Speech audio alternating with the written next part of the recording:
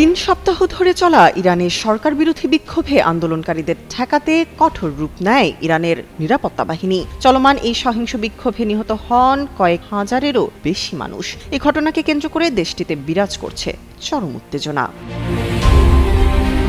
এরই মধ্যে ইরানের নতুন নেতৃত্বের দাবি করেছেন যুক্তরাষ্ট্রের প্রেসিডেন্ট ডোনাল্ড ট্রাম্প। ইরানের সর্বোচ্চ নেতা আয়াতুল্লাহ আলী খামেনিকে হটিয়ে নতুন নেতৃত্ব খোঁজার আহ্বান জানিয়েছেন তিনি। আকিজ নিয়ে এলো বিশ্বমানের বেবি ডায়াপার মাম্মাম, কটনে সফট ম্যাটেরিয়াল, বাবুকে দেবে র্যাশ ফ্রি সুপার কমফোর্ট।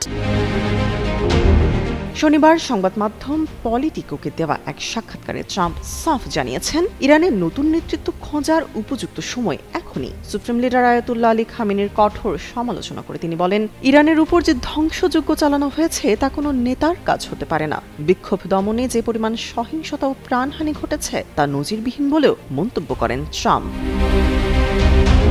এদিকে বিপরীত মেরুতে দাঁড়িয়ে বিক্ষোভ ও প্রাণহানির ঘটনায় সরাসরি ট্রাম্পের দিকেই অভিযোগের তীর ছুঁড়েছেন ইরানের সর্বোচ্চ নেতা আয়াতুল্লাহ আলী খামেনি।